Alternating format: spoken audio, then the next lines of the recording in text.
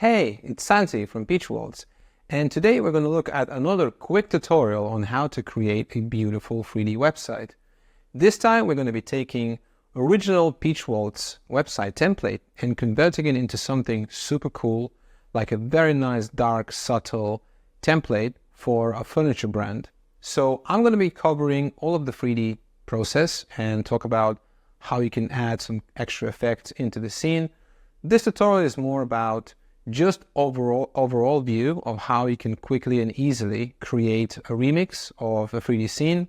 And my colleague Bura will also show you how to quickly and efficiently change the UI and all of the 2D elements in the template. All right, so we are in PeachWeb 3D editor.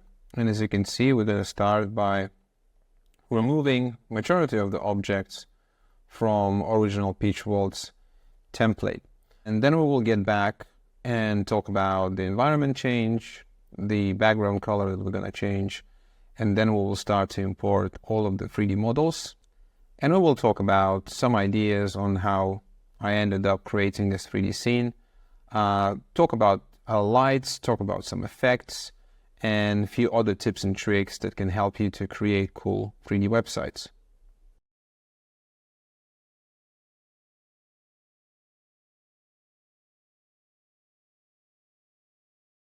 All right, so we deleted majority of the objects in our scene, and I just left the path. I'm going to be replacing with almost identical path, but the new object will have no texture in it, no baked texture, because we're making a dark scene and it's not necessary to have baked in shadows for that specific object.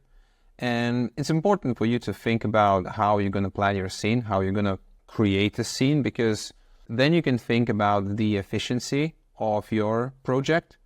And that means that you probably will decide to use certain objects, certain 3D models that don't have that many textures in there. So it automatically will make them lighter, will make them load faster. So it's a good thing to think through how will you create your scene.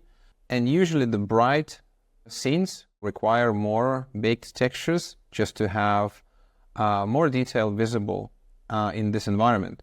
So I think, again, like I said, you can decide for yourself what kind of template are you building, what kind of 3D scene are you building. But usually in the darker scenes, in darker 3D scenes, you can get away by playing just with the lights and shadows rather than baking in shadows as a textures. One thing I wanted to show you as well is something that we at PeachWeb have been using quite a lot, and it really helps to optimize your 3D models, because sometimes the models that you would like to import in your scene are very big and they might have impact of your website's performance. So let's have a look at a tool that is called Object-Verse Converter.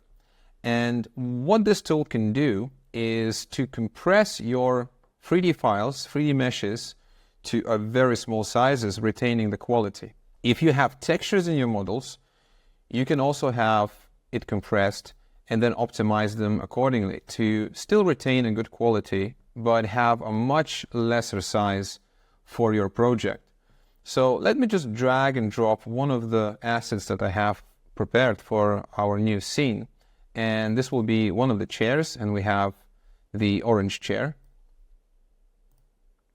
And at the moment, as you can see, the model is 14.9 megabytes. That is way too big for us to use in a 3D scene, especially for a 3D website. So what can we do about that? Well, first of all, if you are using Object-Verse Converter, you can actually choose to compress its geometry. But we know that this particular model contains a normal map and a diffuse map.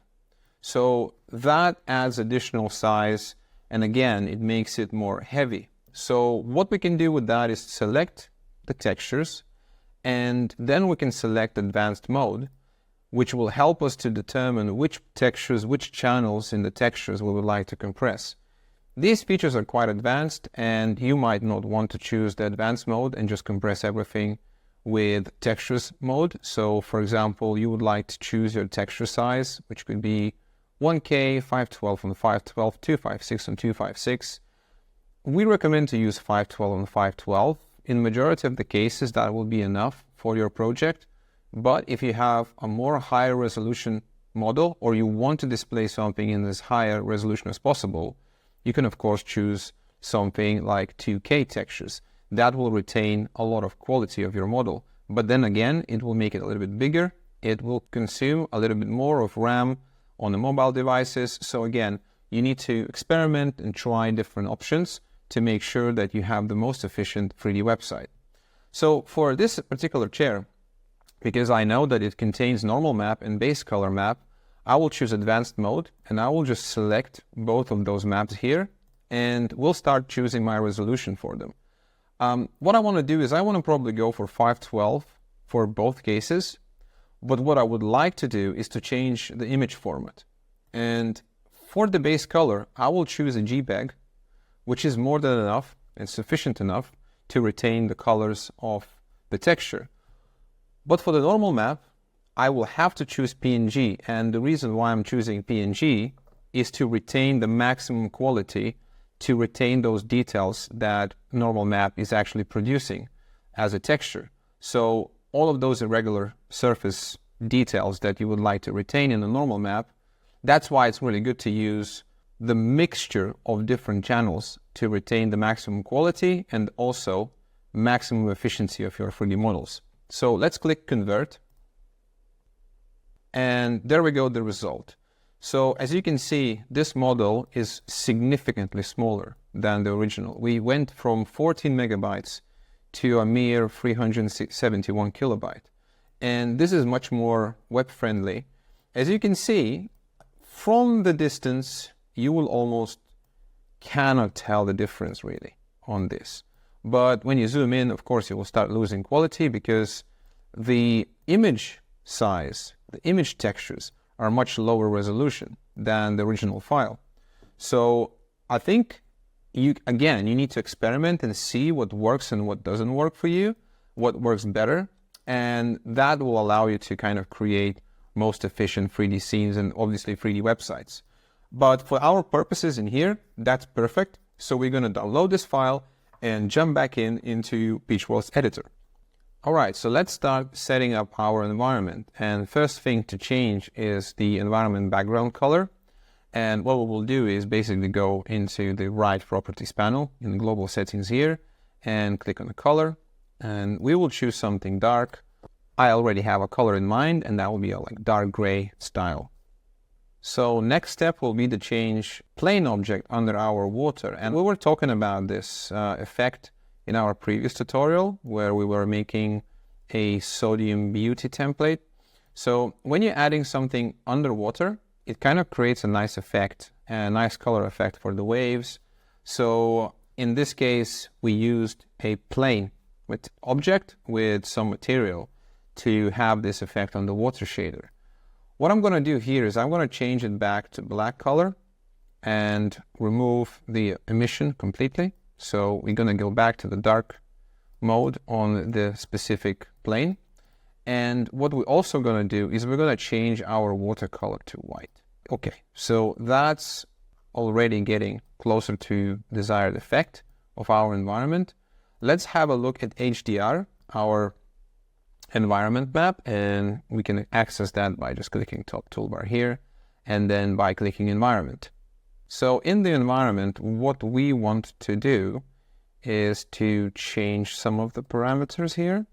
So we'll make it a little bit brighter and adjust our rotation to 355 here. Okay, so at the moment, we're going to leave all of the environment and effect settings aside and start uploading our prepared 3D models into the scene. Probably we'll animate some of them because it's a nice effect to have to make your scene more dynamic. And then we're going to do final touches where we're going to look at the effects and some other settings that we can apply. All right, so let's start importing our 3D files, and we choose the path as a first object. Let's upload it and let's put it into our scene. As you can see, I left the previous path here just because I want to replace it with almost identical item, just without the texture. And to save time, to not try and match where the object is supposed to be before, I'm just left the old version of it. And I'm going to just copy all the properties from the old version into the new version that I uploaded. So it's important to sort of keep an object that will give you a very good reference of the scale of your scene. So then you can put all the objects around it and everything will look great. So that's just like a tip for you to have if you are remixing one of our templates. So we have our new path in place in the scene. And what we will do is we will change its material to something darker. So let's do that. And probably change the reflection, make it more matte, maybe choose 75. And we're going to try and use the same color for our other objects in the scene because we want to keep it dark. We're going to keep that kind of dark effect in the scene. And I think just keeping it consistent will look great. All right, so I will start uploading the rest of my 3D assets into the scene. And I will fast forward this process because it's quite repetitive. And if you guys not sure how to import 3D models or you're still struggling with that, I recommend you to watch a getting started tutorial where I'm covering specifically how to import a 3D model into your project and into your scene. Okay, we imported quite a lot of our assets into the scene. I think it's almost all of them. And we will start by illuminating these objects here. This is our kind of key product in the scene. For that, I added this floor lamp into our 3D scene. But what we need to do is we need to create a light source, sort of mimic the bulb of this light, and then probably create a glass material to make it a bit more nicer than just this kind of a black look. Let's add first object that will resemble glass in our lamp, and that would be a sphere. I already have this imported, so let's just lift it up here. And what we need to do is basically just to match it with the position approximately, so it doesn't have to be exact. All right, so I positioned this object here. So this object will be a glass imitation inside our lamp.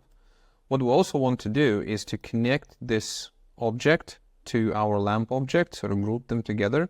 And you can do that by just clicking on the 3D asset that you have in your scene on the left panel, and then just drag it on the object that you would like this to be grouped with. So in this case, it's a floor lamp C. And as you can see, I'm dragging and dropping it over this object, and then it becomes a child. And then this way, these objects are grouped. Why are we doing that? Is because we're going to animate the lamp, and we want all of the objects that are inside our lamp to move together. So we don't have to animate a lot of things separately. And we're also going to add a light into this lamp. So there'll be two objects grouped together with our lamp object. All right, let's add the light source. And in this case, it will be point light. And what we want to do with our light is we want to put it in the same position approximately of our sphere that is resembling glass. There we go. And now we're going to look at the glass material for our lamp. What I'm going to do is I'm going to click on the sphere object and open the material properties. And we would like to make this transparent because obviously that's a glass. So how to make this object transparent is very simple. In the material tab here, you have the properties and you have opacity, and we're going to reduce that to 20. Nothing will change because we haven't enabled the transparency mode, which is here. So we click yes, and immediately we're starting to see that our material now is transparent. Let's adjust a few more settings and make it more shiny, sort of reflective. So removing the roughness completely to make it 0. We can adjust the metalness as well in here, but at the moment we'll keep it at 0 as well. And also what we want to do is we want to change the color to something more yellowish because we want to create this warm light feeling here. Let's make it a little bit more yellow.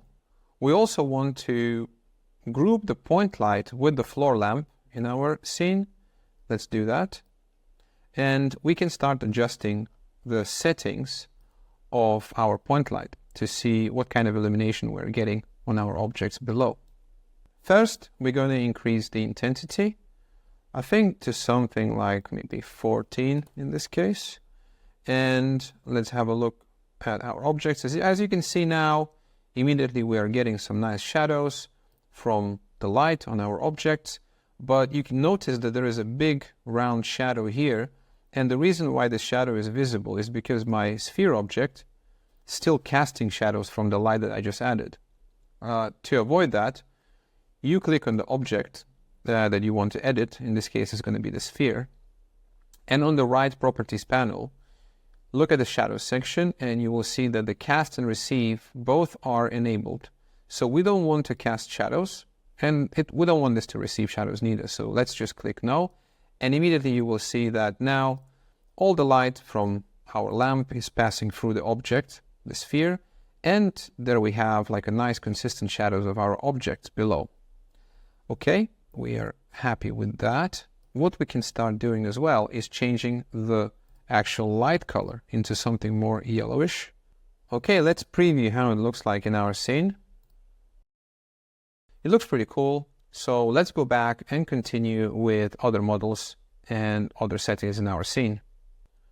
What I have done in the beginning of the scene is I've added this beautiful floor lamp and then a little poof object, and that's kind of establishing our theme that we're going to be talking about furniture in this scene. And what's missing here, I think, is a little bit of light. We need to create this kind of a warm feeling, so probably some sort of yellowish light to be added. And what I would like to do is I would like to add a spotlight above this arch that we're going to go through. So it will illuminate some of the objects in our scene and as well the stairs. Because now it looks a little bit bland and empty, so we don't really have much color here because it's a dark scene. Let's try and add a spotlight above the arch and see how that's going to affect the other objects. All right, so let's add a spotlight in our scene, just like so. And sometimes you might not be sure where your light is because it can be confusing when you have a lot of objects. So what I would recommend is just to increase its intensity and decrease the decay so you can actually see the illumination much better, like so. And now we can clearly see where our light is and how we would like this to be positioned. I think it's about right in terms of the position. And what we're going to do now is probably change the angle to a little bit more so we can see a little bit more light in our scene. Exactly that. And probably reduce intensity because it's too bright at the moment. Okay. And as we want to have like a warm light effect, let's choose something towards the orange color here that brings the warm feeling into our scene. All right, I think that looks pretty cool. Let's have a quick preview. Okay, so of course that now looks much better than before because we have a little light here and it starts to kind of create this warm feeling in our scene. Fantastic. Let's go back to our editor. Okay, so now I have the entrance light here and I want to move back to the top view of my scene and think about where do we want to put some of these objects. Maybe we need more. Let's have a preview of what we have just done and scroll through. I think that makes sense. I think actually this composition here is getting better because we have those 3 rocks in the beginning and one's for just immediate opening in the scene as you go through the arch. Then you have another rock, a little sphere, rock towards the end, and then we have those 2 elements here.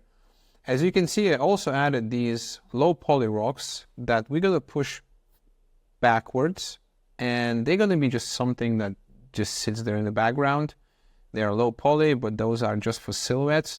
Doesn't have to be high resolution, so they are very small in size. All right, let's go back to our editor.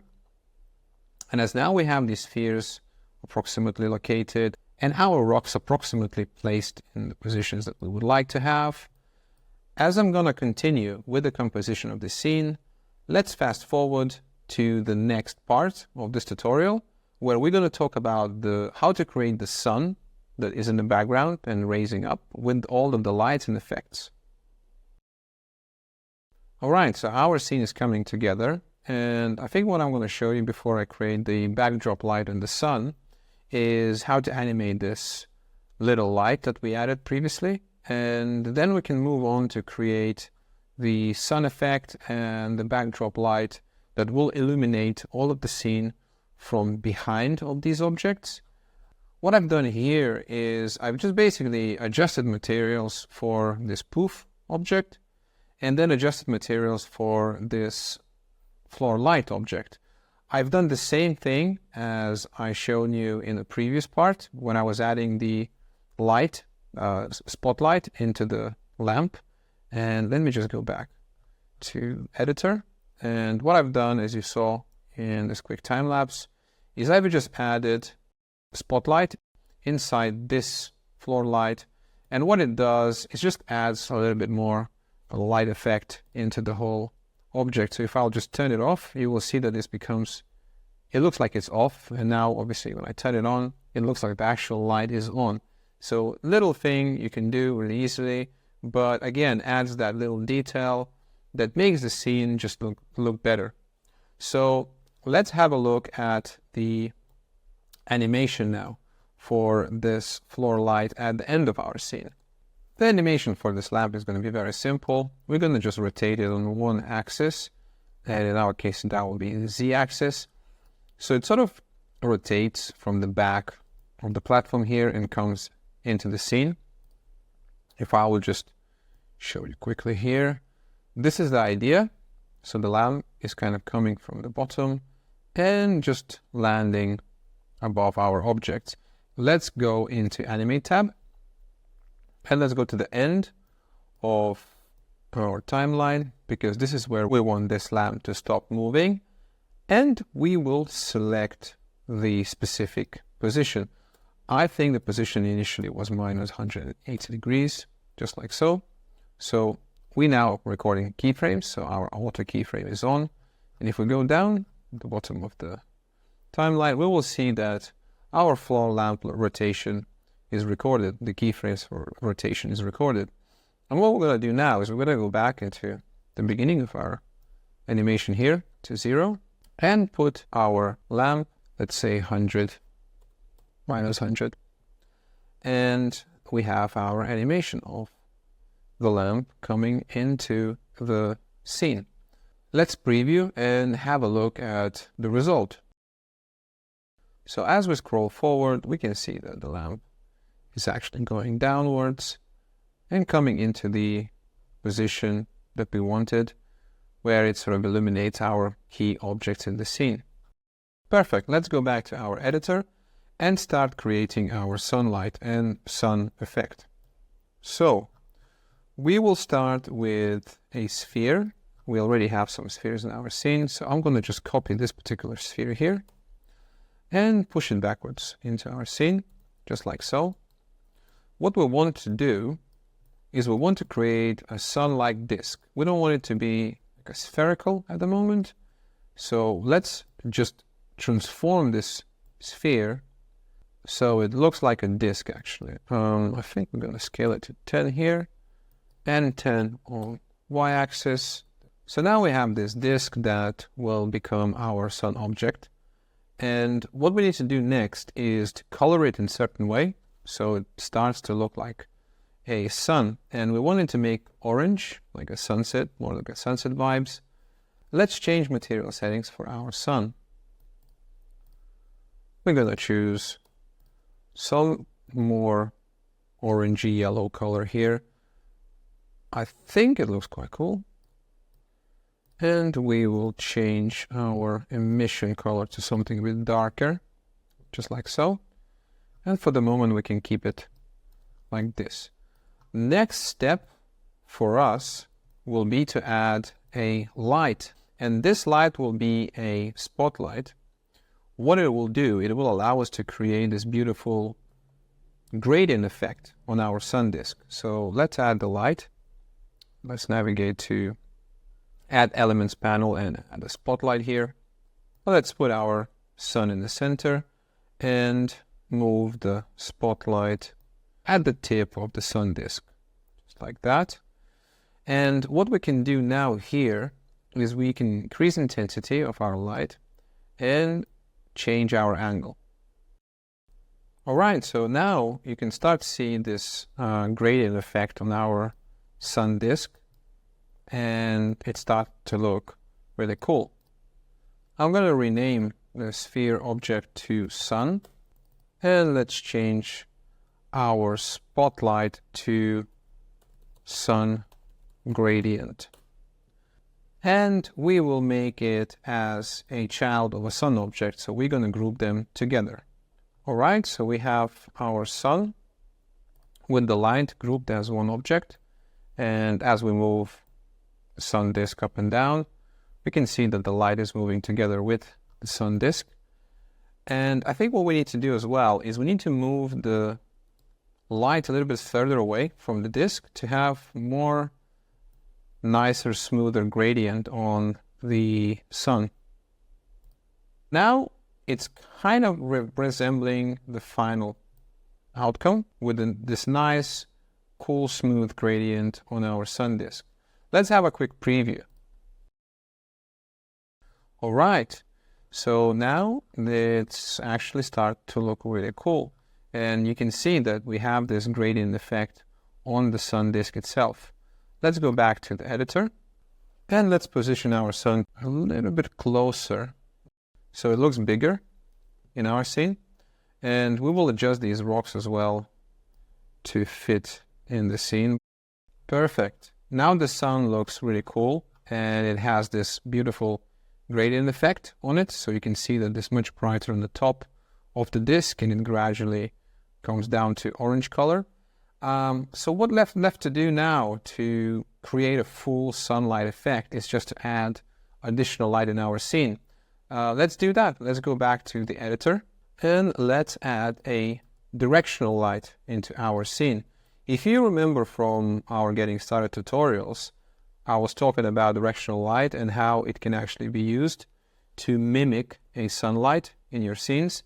And this is exactly the situation when we can actually use directional light to imitate the sunlight in our scene. What we want to do is we want to move the directional light backwards in our scene to the back and lift it a little bit higher so we can have an idea what our illumination for this scene will be. I think first thing is to adjust the intensity because it's too strong. I think probably something like 1.6. And also what we want to do is we want it to change its color to something more orangey, just like so.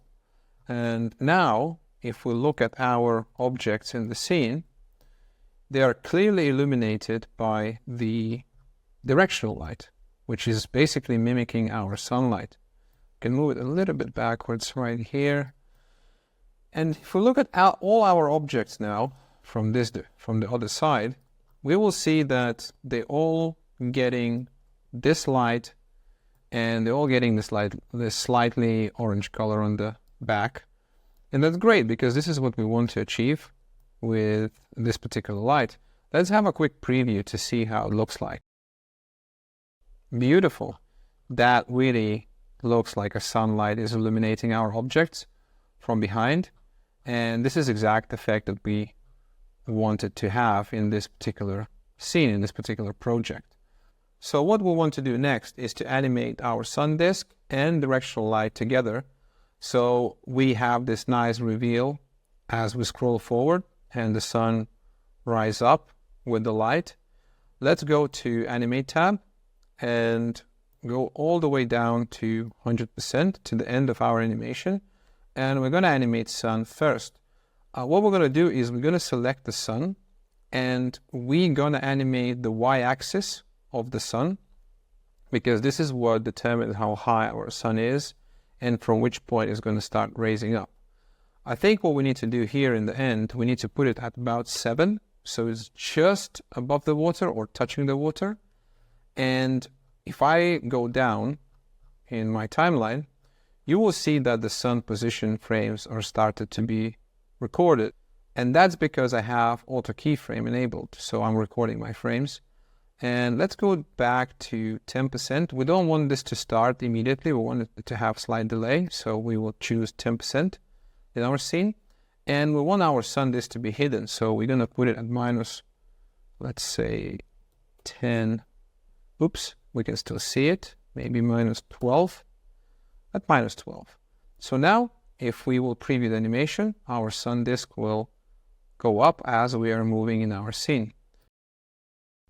Beautiful. So what we're going to do next, now we're going to animate the directional light to actually have this light effect fully completed. Let's go back into our Animate tab. And in here, we need to start moving our directional light to a desired position. Probably let's have a look from the side of the scene and let's move it down. Oops. Let's move it down. Just click here. So it's kind of a hidden underwater slightly. I think it's too much, so we probably want it to be just a little bit underwater. It's still going to illuminate your scene, but that is kind of a cool illumination that is not yet visible, and the shadows are not yet visible as much on these objects. So it's kind of a nice hidden light that's going to come up with our sun. All right, let's move to the end of our animation. And now we want our sunlight or directional light that we added to be much higher. So let's choose something like 19. Let's have a look at it. I think that looks pretty good. What we can do now is we can just go and preview again. Wow, yeah, you can see now that it really looks like the sunlight is lighting up our scene in a really nice way. And as we move forward or backwards, you can see these beautiful long shadows produced by directional light that is moving together with our sun disk. And this creates really beautiful light effect. I hope this inspires you guys to experiment and create some really cool light effects for your scenes as well. So what we're going to do now, I'm going to continue to do the final touches on this scene, and I will fast forward to the point where we're going to talk about the effects and just last final touches.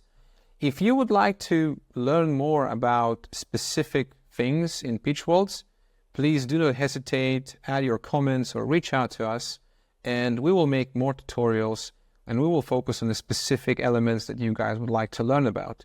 But for this tutorial, I'm just going to fast forward now to the effects section where we're going to finalize our scene, and it's going to be handed over to my colleague, Bura, to continue with the UI.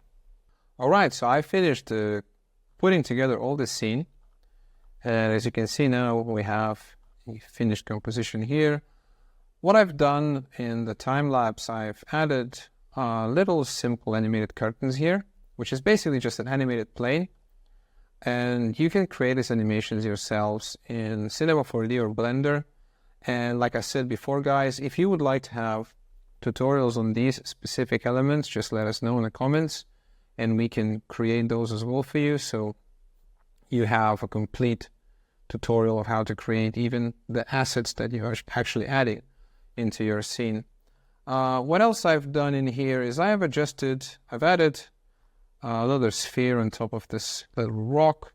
I moved the rocks around slightly so we have this kind of nice parallax effect. They're quite close as we're scrolling forward and backward. I moved those rocks behind slightly as well. I've just slightly adjusted the materials of the furniture here. And one more thing I've done is I added a little light, like a physical light here. So this sort of resembles our point light that is shining downwards. So we have some object that this light is coming from, which makes it nicer. I've added this little sphere. I've added glass. So you have like a little glass effect here. So it looks like windows. And yeah, pretty much that's it. Adjusted a couple things here as well in terms of the colors, some materials, nothing too complex. I've animated a little rock here, so it's animated as we're scrolling, and animated this larger rock as well. So as you scroll with your mouse, it's moving slightly, so it creates more dynamic effect. Okay, so what's left to do now to finish this scene is to adjust some effects, because at the moment what we would like to do is we would like to bring it up even more in terms of the colors and contrast. Let's go back to PeachWeb editor, and what we can start doing here in the effects, because we already had effects enabled from our previous template, we're gonna not touch all of them, but we're going to start looking at hue and saturation and brightness and contrast. So let's start with the hue and saturation. I think we can crank it up just a little bit more, so 0.45. That will give us even more color to the sun and to our hero products here, so the furniture pieces. And then what I would also want to do is change the brightness and contrast. And those should be just as subtle changes, so 0.7 and then maybe 0.15 on the contrast side. Something like this. Let's have a preview. All right, that definitely brings more vibrancy into the scene. Let's scroll forward. Wow, yeah, this sun disk is now super rich color, which looks super cool. And then we'll also have more enhancements on the color on our hero objects here. So everything sort of works really nicely together. All right, let's add a couple more things into the scene. What I would like to add as well is noise, because I think noise will kind of bring this very subtle but cool effect into overall look of this scene. So let's go back to PeachWeb's editor. You can find noise in the global settings on the right panel right here, and let's enable it. At the moment, I have experimented with quite a lot of different settings here, but I found that average and just using it at 1% gives the nicest and just a subtle effect of noise in our scene. And what else we could do is enable our fog. It's right here. All right, so now we have the fog and the subtle noise in our scene, and I think the noise is adding just a little small extra detail into our scene. As we scroll forward, the fog fades away, revealing the rest of the scene, and we're ending up with a beautiful reveal of our furniture objects and the beautiful sun disk with that orange light effect. All right, so I hope you liked this 3D part of the tutorial, and now I'm going to hand it over to my colleague Bura, who will show you how to change and adjust the UI sections for this template.